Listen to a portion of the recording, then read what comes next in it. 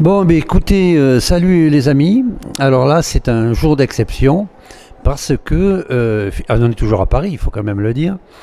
Mais dans le cadre des métiers du cheval, il y a un thème sur lequel on n'a pas beaucoup parlé et pourtant c'est important d'en parler.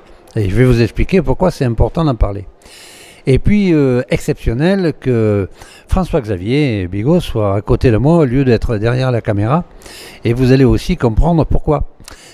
Donc, nous allons vous entretenir en cette fin d'après-midi de ce samedi du Salon du Cheval à Paris, du spectacle équestre, des artistes équestres et de la formation que l'on met en place à partir de septembre l'année prochaine, mais qui démarre toutefois déjà aujourd'hui pour vous.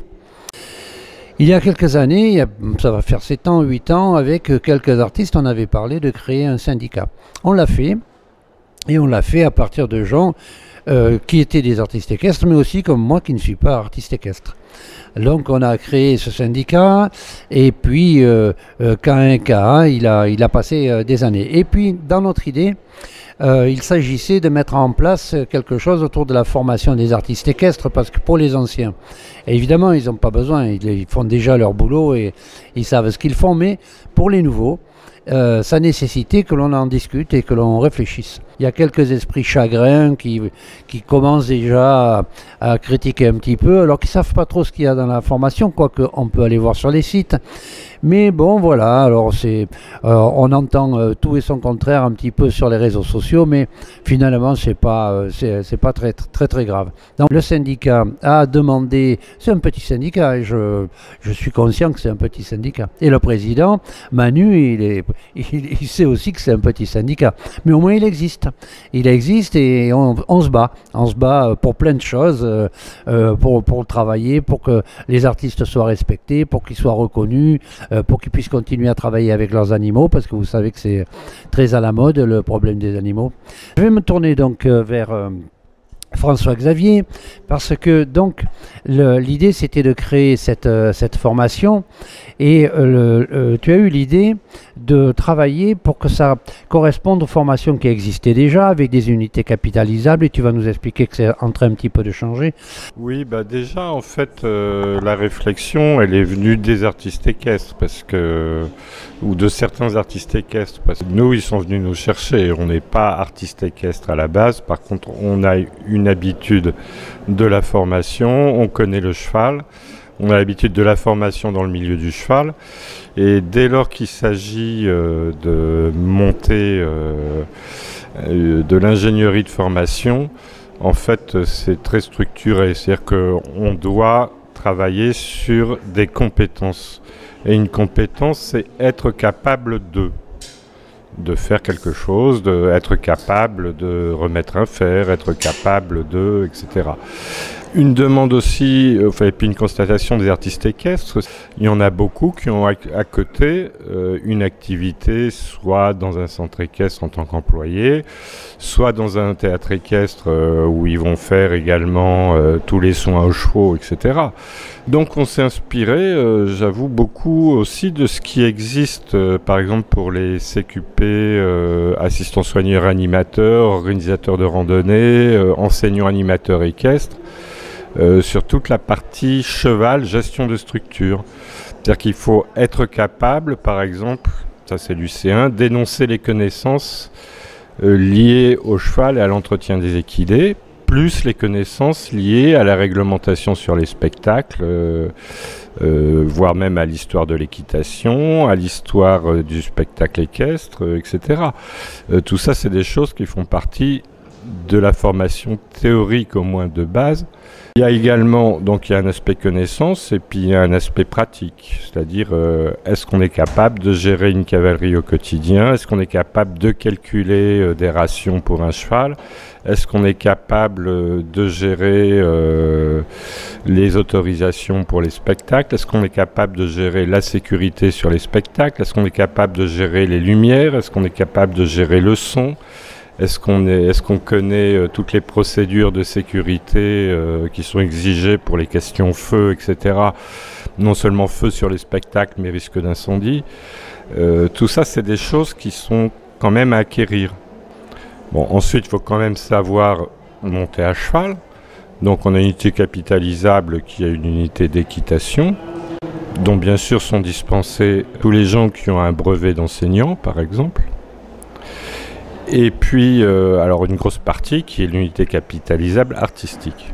Ce n'est pas que de monter à cheval, parce que monter à cheval, faire un appuyé, faire une épaule en dedans, ou à pied, ou faire du travail à pied, c'est une chose.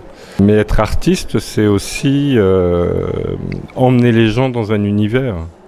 Ça peut être aussi de savoir un peu jongler, ça peut être aussi un peu de savoir tenir un rôle, de jouer un rôle, c'est une façon de se tenir.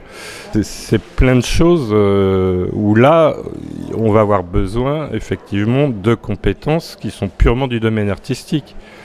Donc pour ça, il va falloir qu'on aille chercher des intervenants. On va avoir des intervenants qui viennent du milieu du spectacle, bien sûr, qui viennent du milieu du cirque éventuellement, enfin même bien sûr, qui viennent du théâtre, qui viennent de la musique, qui viennent de la danse, qui viennent même aussi de disciplines qui sont peut-être plus des disciplines sportives.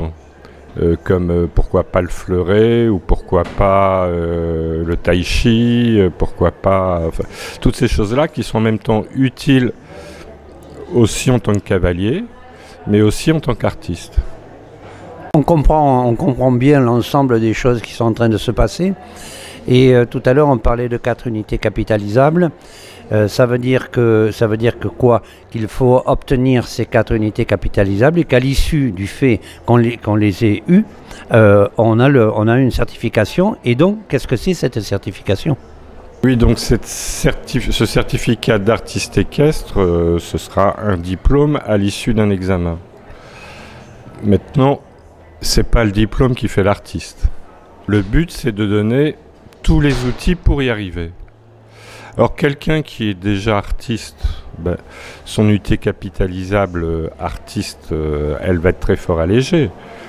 Quelqu'un qui est déjà soigneur d'équidés, sa partie soigneur d'équidés, elle va être très fort allégée, il aura beaucoup moins d'heures à faire. Hein. Mais on insistera surtout, de toute façon, dans le nombre d'heures, sur tout ce qui est artistique. Et les stages, parce qu'en fait, ce qu'on ne vous a pas dit, c'est qu'il y a 42 semaines de formation sur un an. Et sur ces 42 semaines, il y en a 20 qui se feront en rassemblement et 22 en stage pratique chez des professionnels du spectacle équestre. Ils sont du maître de stage qu'ils auront choisi, développer une discipline particulière éventuellement. Alors c'est très important ce que tu dis, parce que une des remarques que l'on a entendues, qui nous sont arrivées, c'est que la formation a été longue, qu'elle était chère. Alors peut-être tu pourras dire un mot sur le fait que ce soit cher ou pas. Mais en tout cas, ce qui est important dans cette formation, en ce qui nous concerne, c'est que la première chose que l'on fait avec les gens qui vont signer pour être formés, ça va être un stage, ce que l'on appelle de positionnement. Et pour beaucoup, si ça se trouve, ça va être une formation qui va être extrêmement courte. Parce que tout à l'heure, François-Xavier parlait d'un moniteur. Eh bien, un moniteur, il va échapper à une des unités capitalisables. Donc, ça fait autant d'heures qu'il ne fera pas. Mais si ça se trouve, en même temps, il n'aura pas que ça. Il aura un bac professionnel qui fait qu'il connaîtra tout du cheval. Donc, encore une unité capitalisable qu'il n'aura pas besoin de faire. Donc, il ne faut pas compter, parce que normalement, c'est autour de 1500 heures la formation, il ne faut pas compter que chacun fera 1500 heures. Celui qui arrive et qui n'est rien, il fera 1500 heures. Quelqu'un qui a une expérience phénoménale, eh bien, il ne fera pas 1500 heures, il fera ce qu'il a besoin. Est-ce que tu as quelque chose à rajouter ? Le prix, il est tout à fait relatif parce qu'en fait, c'est très difficile de descendre très fort les prix de formation. Je crois qu'on a dit 7500 € pour 1450 heures, quelque chose comme ça. Si vous divisez 7500 par 1450, en fait, ça fait très très peu de l'heure.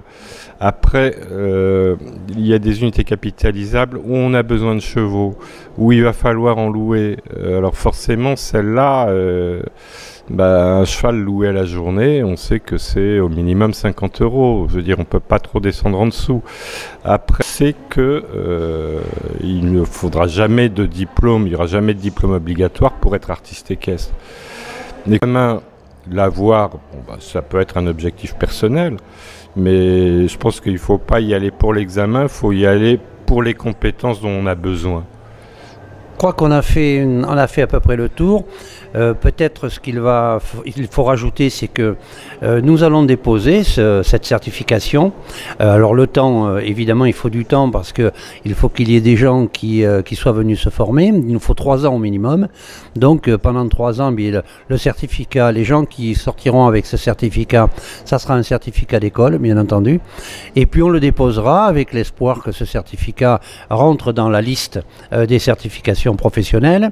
Et puis voilà. Et puis le tour sera joué et on pourra avoir des gens qui ne sont pas cantonnés simplement qu'à faire du spectacle équestre. Et j'ai en tête un certain nombre de professionnels avec qui je parle depuis des années qui me disaient, ben voilà, moi j'ai 35 ans, je suis cassé d'un peu de partout, qu'est-ce que je fais après? Et nous on a pensé à ça. Qu'est-ce qu'un artiste peut faire après? Voilà, moi c'est tout ce que j'avais à dire. Peut-être François-Xavier, tu veux finir? Oui, en fait, si on parle de ce problème-là, en fait, un artiste équestre qui a toutes les compétences d'un enseignant, sauf la partie pédagogique, l'objectif à terme, ce serait qu'il n'ait qu'à passer les unités capitalisables de pédagogie et puis éventuellement un petit stage d'enseignement, soit pour passer un BPJEPS, soit pour passer un CQP EAE, par exemple. Retrouver toutes les informations sur les contenus de la formation. Nous avons mis en place un site qui s'appelle afpae.org. Voilà, déjà, allez vous inscrire, puisque sans doute le premier stage de positionnement se fera dans le premier semestre de 2020 et la formation démarrera, pour ceux qui seront passés là, démarrera en septembre 2020 pour donc...